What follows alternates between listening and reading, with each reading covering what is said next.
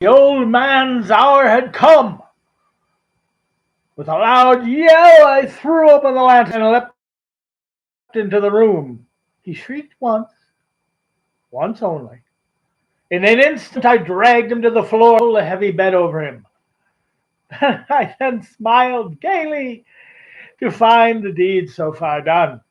But for many minutes the heart beat on with a muffled sound. This, however, did not vex me. It would not be heard through the wall. At length it ceased. The old man was dead. I removed the bed and examined the corpse. Yes, he was stone dead. I placed my hand upon the heart and held it there many minutes. There was no pulsation. He was stone dead. His eye would trouble me no more. If you still think me mad, you will think so no longer when I describe the wise precautions I took for the concealment of the body. The night waned, and I worked hastily, but in silence. First of all, I dismembered the corpse. I cut off the head and the arms and the legs. I then took up 3 planks from the flooring of the chamber and deposited all between the scantlings. I then replaced the boards so cleverly, so cunningly, that no human eye, not even his, could have detected anything wrong. There was nothing to wash out, no stain of any kind, no blood spot whatever. I had been too wary for that. The tub had caught all. Well, when I had made an end of these labors, it was 4 o'clock, still dark as midnight.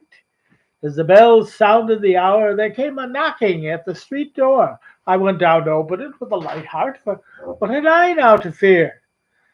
There entered 3 men who introduced themselves with perfect suavity as officers of the police. A shriek had been heard by a neighbor during the night. Suspicion of foul play had been aroused, and the information had been lodged at the police office, and they, the officers, had been deputed to search the premises. I smiled.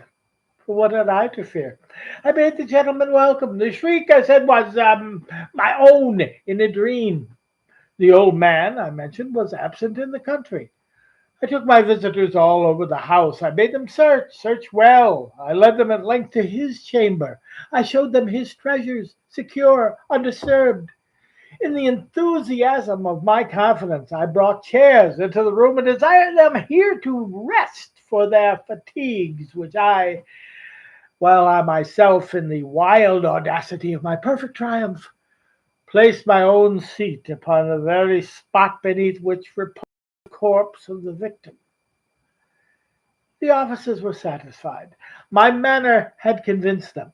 I was singularly at ease. They sat, and while I answered cheerily, they chatted of familiar things. But ere long, I felt myself getting pale and wished them gone. My head ached, and I fancied a ringing in my ears, but they sat and still chatted. The ringing became more distinct. It continued and became more distinct.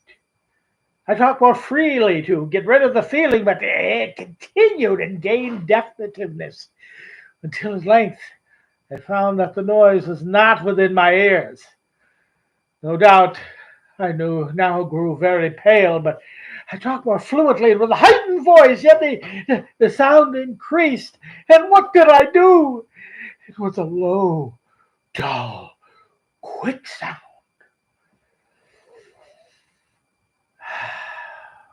much as a watch makes when enveloped in cotton. I gasped for breath, and yet the officers heard it not. I talked more quickly, more vehemently, but the noise steadily increased. I arose and argued about trifles in a high key with lively gesticulations, but the noise steadily increased. Why would they not be gone? I paced the floor to and fro steadily.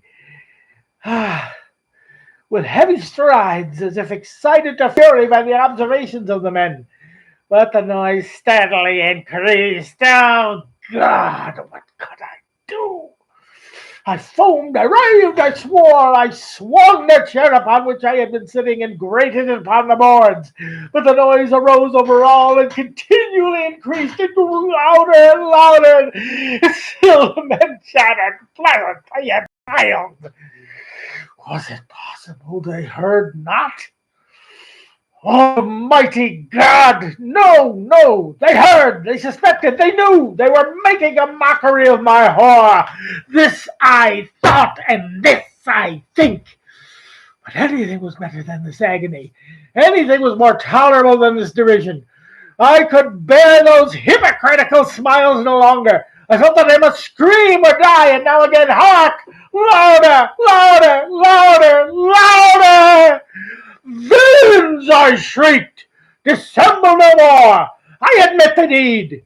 Tear up the planks. Here, here. It is the beating of his hideous heart.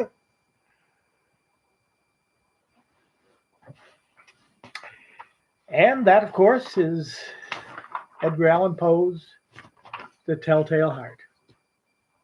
One of my favorite stories. And we'll see you again soon. Thank you.